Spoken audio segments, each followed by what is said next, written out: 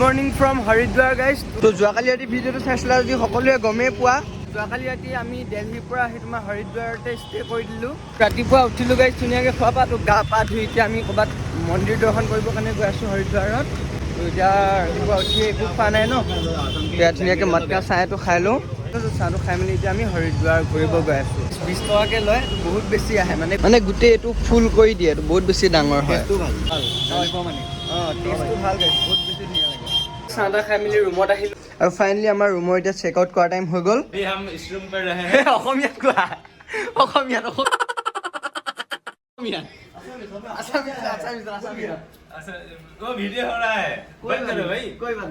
Assamese में बोल दो। আমি এইটো ৰুমতে আছো, চাই লওক ৰুমটো কণ্ডিশ্যন। দুটা ৰুম লৈছিলোঁ আমি, ধুনীয়া কণ্ডিশ্যন, ধুনীয়া এচি আছে, ৱাইফাই ফ্ৰী আছে। তো আমি দুটা ৰুম ল'লোঁ গাইজ। তো এটা হৈ গ'ল দাদা আৰু বৌ কাৰণে, তো এইটো ৰুমত আমি থাকিলোঁ। তো এটা ৰুমত 5,000কৈ লৈছে আৰু ঠিক আছে। এতিয়া আজিৰ দিনটো অলপ প্লেনিংটো কৈ দিয়া। আজিৰ দিনটো তোমাৰ এতিয়া আমি হৰিদ্বাৰত তোমাৰ গংগা চাম, তাৰপিছত গৈ আমি যাম ঋষিকেশত গৈ পাছ বনাম, তাৰপিছত তোমাৰ কৰিম মানে য'ৰ পৰা আমি গৈ গৌৰীগঞ্জ পৰা আমি ট্ৰেকিং কৰিম, তাত গৈ আমি ষ্টে কৰিবলৈ মানে চেষ্টা কৰিম। কিমানখিনি হৈ গ'ল নাজানো। তেতিয়া গাইজ কাইলৈ মৰ্ণিং উঠিয়ে আমি ট্ৰেকিংটো ষ্টাৰ্ট কৰি দিম। এতিয়া হোটেল ৰুমৰ পৰা ওলাই দিওঁ আৰু ওলাই পিনি এতিয়া আমি গংগা আৰতি চাব গৈ আছোঁ। আৰতিটো নহয় ন, আৰতিটো ৰাতিপুৱাই হৈ গ'ল। এতিয়া গংগাত চাব গৈ আছোঁ। তুমি কেনেকুৱা পালা হোটেলটো? হোটেলটো মোটামুটি ঠিকে আছে, পেচা বেজল আছে, কিন্তু আমাৰ অসমৰ তুলনাত ধুনীয়া। মানে এটা ৰুমত 5,000কৈ আৰু ঠিকে আছে দিয়ক, এডজাষ্ট পাৰি আৰু বাবা নামত ইমানখিনি। তো আমাৰ হোটেল ৰুমটোৰ ওচৰৰ পৰা গংগা নদীলৈ এতিয়া বেছি দূৰ নহয়, কিলোমিটাৰ নহয়, 1 কিলোমিটাৰতকৈ ওচৰ হ'ব আৰু অলপ। তো এতিয়া আমি তালৈ গৈ আছোঁ, 1/2 কিলোমিটাৰতকৈ অলপ বেছি হ'ব। তো এতিয়া আমি গংগা নদীত গৈ আছোঁ। 1 কিলোমিটাৰ নহ'ব বুলিয়ে ভাবিছিলোঁ, কিন্তু 1 কিলোমিটাৰমান খোজকাঢ়ি আহিলোৱে। তো এই পিঠিত বেগডালৰ সৈতে না গাইছ, অৱস্থা ফাটি গৈছে পূৰা গৰমত। ইয়াত ভাবিছিলোঁ অলপ ঠাণ্ডা হ'ব নেকি, কিন্তু ঠাণ্ডা নহয়, বহুত বেছি গৰমেই হয়। বহুত গৰম। ভিডিঅ'টো আমি বহুত ঠাণ্ডা বুলি ভাবিছিলোঁ, উত্তৰাখণ্ডত বহুত বেছি ঠাণ্ডা বুলি ভাবিছিলোঁ, কিন্তু মে বি ঋষিকেশত তোমাৰ ঠাণ্ডা হ'ব পাৰে। মাইনাছত আহে বুলি হুডি চুডিবোৰ নহ'লে ইউজে নহ'ব যদি ইমান ঠাণ্ডা নহয়। ভাল লাগিছে। মানে হৰ হৰ মহাদেৱ বুলি ক'লে শক্তিটো আকৌ ৰিষ্ট'ৰ হৈ যায়। আৰু এতিয়া পালোঁ গাইছ আমি পূৰা হৰিদ্বাৰ ষ্টেচন। মাত্ৰ 20 কিলোমিটাৰ বাকী আছে গাইছ ঋষিকেশলৈ। তো এতিয়া চাওঁ ট্ৰেইন কেইটা বজাত আছে, যদি ট্ৰেইন নাপাওঁ দেন আমি তেতিয়া এই টেম্পু লৈ পিনি যাবগৈ লাগিব আৰু প্লেনিং হৈ গ'ল গাইছ এতিয়া চেঞ্জ। তো এতিয়া আমি গৈ আছোঁ গাইছ হৰিদ্বাৰৰ পৰা ডাইৰেক্ট ঋষিকেশ। ট্ৰেইনত টিকেট কৰি ল'লোঁ। এতিয়া ইয়াৰ পৰা 20 কিলোমিটাৰমান হ'ব তোমাৰ ঋষিকেশ। তো আমি এতিয়া ঋষিকেশ গৈ আছোঁ। আমি ঋষিকেশৰ পৰা মানে কেদাৰনাথ ঘূৰি আহি পিনি তেতিয়া গংগা নদীত গা পা ধুম, বা তেতিয়া গংগা নদী চাম আৰু নহ'লে আমাৰ এইপিনে পাছ চাছ বনোৱা বহুত বেছি দেৰি হৈ যাবগৈ। সেইকাৰণে এতিয়া আমি ডাইৰেক্ট ঋষিকেশ গৈ আছোঁ। আমাৰ ট্ৰেইনখনটো আহিলে, কিন্তু এটা ডবা খালী নাই যাবলৈ, মানে একদম গোটেই ট্ৰেইন চব ভৰ্তি, থিয়হি যাব স্পেচ অলপ নাই। তো এতিয়া আকৌ আমি গাড়ী লৈ পিনি গৈ আছোঁ, ডাইৰেক্ট ঋষিকেশ যাম গাড়ী লৈ। অৱশেষত গাইছ আমি গাড়ী পাই গ'লোঁ ঋষিকেশলৈ বুলি। তো ইয়াৰ পৰা ঋষিকেশ গাইছ আমাৰ এখন গাড়ী 800 টকাকৈ লৈছে আমাৰ গোটেইকেইজন মিলাই। গাইছ গংগা নদীৰ দৰ্শন হৈ গ'ল এইটো চাইডে।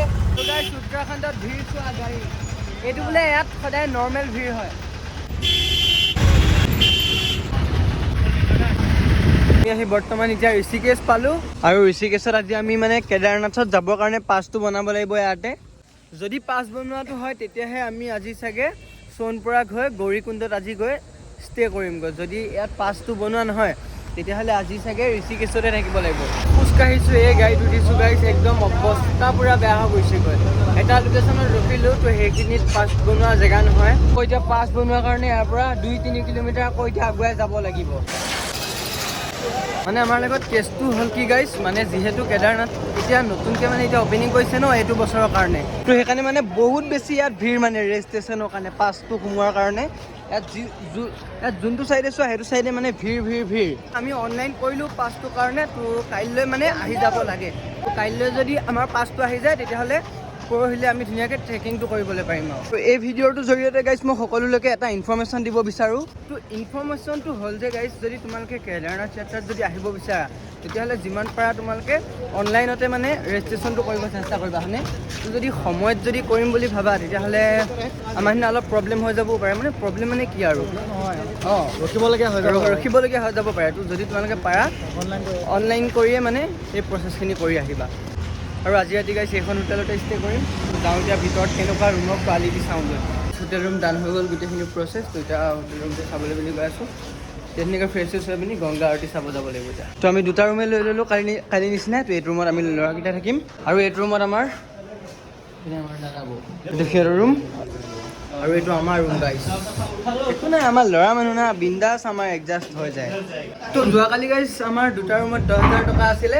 তো আজি হৈ গ'ল গাইছ 6,500। আজি দুটা ৰুমত 6,500 বিন্দাছ। তো ৰুমটো ঠিকে আছে। বাথৰুমটো এবাৰ চেক কৰোঁ। বাথৰুম কি চেই আৰু গাইছ গোটেইখিনিয়ে পূৰা ধুনীয়াকৈ ফ্ৰেছ হৈ পিনি ওলাই দিছোঁ। তো এতিয়া ৰাতিপুৱাৰ পৰা একো খোৱা নাই। হোটেল ৰুমত গৈ পিনি এতিয়া কিবা এটা খাম, হোটেলত গৈ কিবা এটা ভাত চাত খামগৈ আৰু তাৰপিছত গাইছ আমি গংগা আৰতি চাব গৈ আছোঁ আৰু গংগাত গাও ধুম ধুনীয়াকৈ। এইপিনে গাইছ আমাৰ পৰা থালি আহি গ'ল। এইপিনে ৰুটি 4খন আছে আৰু এইপিনে তোমাৰ ভাতটো আছে আৰু এইপিনে দালি চালি কিবা কিবি আছে আৰু হৈ গ'ল গাইছ ধুনীয়াকৈ খানা পিনা। তো আজি ৰাজমা চাৱলটো বহুত বেছি টেষ্টি আছিলে। মানে আজিলৈকে ঘৰৰ পৰা অহা ধৰি আজি খানাটোৱে চবচে টেষ্টি পালোঁ আৰু একদম পূৰা পেট ভৰি গ'ল। এতিয়া আমি গোটেইকেইটা গৈ আছোঁ গাইছ ত্ৰিবেণী ঘাট, য'ত গাইছ 6:30 বজাত গংগা আৰতি হয়। তো এতিয়া যাওঁ ধুনীয়াকৈ গংগা আৰতি চাম আৰু এতিয়া গংগাত ধুনীয়াকৈ গা ধুই পাপমুক্ত কৰিম। भैया यहाँ से और कितना दूर है त्रिवेणी घाट तक? कितना दूर है? 2 किलोमीटर। रॉन्ग साइड से निकालना पड़ेगा आपको, मुझे ये पड़ेगा 2.5 किलोमीटर। तो 2 किलोमीटर पिছত गंगा आरती पाই যাম। তো আহি পালোঁ আৰু গাইছ গংগা নদীৰ ঘাট। ইমান ধুনীয়া বতাহ মাৰি আছে নহয়, হয়তো বৰষুণ পৰিবও পাৰে হয়তো নপৰিবও পাৰে, কিন্তু বতাহ চেক কৰা ভিউটোৱে মানে পাগলা কৰি দিব ন। গা ধুবা নাই? চাবলগীয়া গা ঠাণ্ডাটো চাই মই ধুম দেই। অ' মাই গড গাইছ ভিউ চেক কৰা না, ভিউ ভিউ ভিউ কসম সে গাইছ পাগলা হৈ যাম। আৰু গাইছ মা কসম এনেকুৱা ঠাণ্ডা পানী ফ্ৰিজিং পানী টাইপ গাইছ মা কসম কসম সে বহুত ঠাণ্ডা গাইছ। গংগাত গা ধুই পিনি পাপমুক্ত কৰিলোঁ আৰু এতিয়া ধুনীয়াকৈ এইপিনে গংগা আৰতি আৰম্ভ হৈ গ'ল। এতিয়া গংগা আৰতি চোৱা